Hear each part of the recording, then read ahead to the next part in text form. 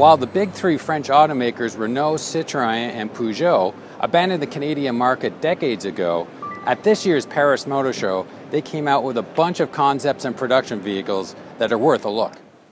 Of the three big French automakers on hand, Peugeot made the biggest splash here in Paris. Peugeot was the only French automaker to unveil a true concept car this year, and the mid-engine Onyx supercar was a stunner. Its combination of matte black and copper bodywork was something I've never seen before. Left unprotected, Peugeot says it would eventually weather and turn color via oxidation. The Onyx is a hybrid, and a powerful one at that.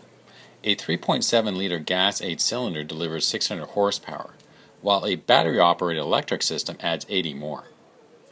Of course, Peugeot will never build the Onyx, but it was nice to see some sort of optimism from a French automaker at this year's show.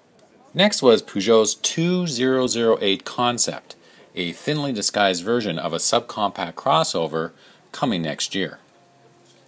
From a styling standpoint, Peugeot is playing it safe here.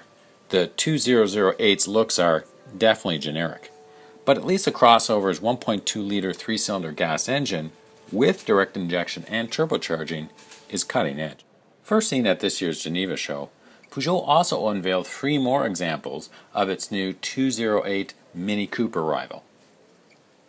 The Purple XY is a new luxury version, but the 208 GTI is more interesting. It's lighter and with 197 horsepower 1.6-liter 4, more powerful than the outgoing 207 GTI. And in case you have about $250,000 to spend, Peugeot will sell you this rally spec version of the 208.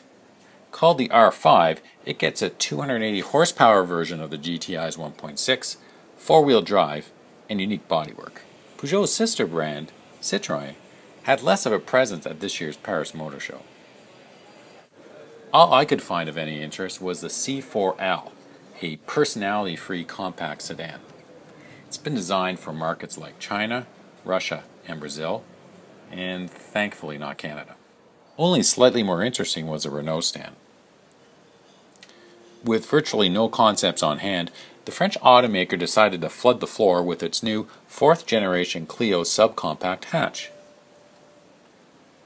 An important car for Renault's financial bottom line, the automaker hasn't been cheap with the Clio's engineering. New to the small car is stop-start technology, a dual-clutch automatic, and Renault's new R-Link multimedia system. For National Post Driving, I'm John LeBlanc.